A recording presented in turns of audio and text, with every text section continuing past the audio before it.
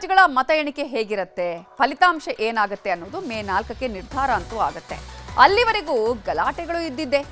ಇದಿಷ್ಟು 2026ರ ಕಥೆಯಾದ್ರೆ ನಮ್ಮ ರಾಜ್ಯದ ಶೃಂಗೇರಿ ವಿಧಾನಸಭಾ ಕ್ಷೇತ್ರದಲ್ಲಿ 2023ರ ಫಲಿತಾಂಶ ಈಗ ಗಲಾಟೆ ಎಬ್ಬಿಸಿದೆ. 2023ರ ಶೃಂಗೇರಿ ವಿಧಾನಸಭಾ ಕ್ಷೇತ್ರದ ಅಂಚೆ ಮತಗಳ ಎಣಿಕೆಯಲ್ಲಿ ಗೋಲ್ಮಾಲ್ ಆಗಿದೆ ಅಂತ ಬಿಜೆಪಿ ಅಭ್ಯರ್ಥಿ ಜೀವರಾಜ್ ಅವರು ಹೈಕೋರ್ಟ್ಗೆ ಹೋಗಿದ್ರು. ಹೈಕೋರ್ಟ್ ಆದೇಶದಂತೆ ಇವತ್ತು ಅಂಚೆ ಮತಗಳ ಮರು ಮತ ಎಣಿಕೆಯೂ ನಡೆಯಿತು. ಬೆಳಗ್ಗೆಯಿಂದ 1822 ಅಂಚೆ ಮತಗಳ ಮರು ಎಣಿಕೆ ಆಗ್ತಾ ಇದ್ರೂ ಕೂಡ ತಾರ್ಕಿಕ ಅಂತ್ಯಕ್ಕೆ ಬಂದಿಲ್ಲ. ಮಧ್ಯಾಹ್ನ ಮರುಮತ ಎಣಿಕೆ ನಡೆಯುವಾಗಲೇ ಕಾಂಗ್ರೆಸ್ ಕಾರ್ಯಕರ್ತರು ಆಲ್ರೆಡಿ ಸಂಭ್ರಮಾಚರಣೆ ಮಾಡಿದ್ರು. ಅಂಚೆ ಮತಪತ್ರ ಆಗ್ತಾ ಇದ್ದಾಗಲೇ ಕಾಂಗ್ರೆಸ್ ಶಾಸಕ ಟಿಡಿ ರಾಜೇಗೌಡ ಪರ ಬೆಂಬಲಿಗರು ರಾಜೇಗೌಡರ ಪರ ತೀರ್ಪು ಬಂದಿದೆ ಅಂತ ಘೋಷಣೆ ಕೂಗಿ ಸಂಭ್ರಮಿಸಿದ್ದಾರೆ.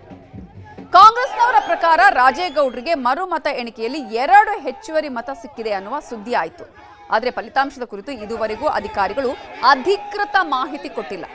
ನಗರದ ಐಡಿಎಸ್ಜಿ ಕಾಲೇಜಲ್ಲಿ ಮತ ಎಣಿಕೆ ನಡೆದಿದ್ದು ಪಕ್ಷದ ಏಜೆಂಟ್ಗಳು ಮತ ಎಣಿಕೆ ಕೇಂದ್ರದ ಒಳಗಿದ್ದಾರೆ. ಆದರೂ ಬಿಜೆಪಿಯವರು ಲಗ್ಗೆ ಹಾಕಿದ್ರು. ಮತ್ತೆ ಮರುಮತ ಎಣಿಕೆ ಆಗಬೇಕು ಅಂತ ಕತ್ತಲಾದ್ಮೇಲೂ ಪ್ರತಿಭಟನೆಯನ್ನ ಮಾಡ್ತಿದ್ದಾರೆ.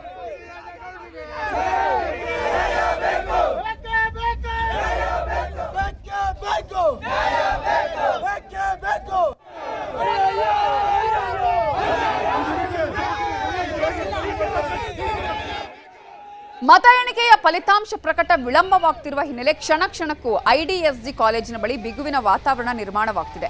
ಕಾಂಗ್ರೆಸ್ ಬಿಜೆಪಿ ಕಾರ್ಯಕರ್ತರು ಸಾವಿರಾರು ಸಂಖ್ಯೆಯಲ್ಲಿ ಜಮಾವಣೆಯಾಗಿದ್ದಾರೆ. ಹೀಗಾಗಿ ಮತ ಎಣಿಕೆ ಕೇಂದ್ರಕ್ಕೆ ಪೊಲೀಸರು ಹೆಚ್ಚಿನ ಭದ್ರತೆ ಕೊಟ್ಟಿದ್ದಾರೆ. ಡಿಆರ್ ವ್ಯಾನ್ ತಂದು ಪೊಲೀಸರು ನಿಲ್ಲಿಸಿದ್ದಾರೆ.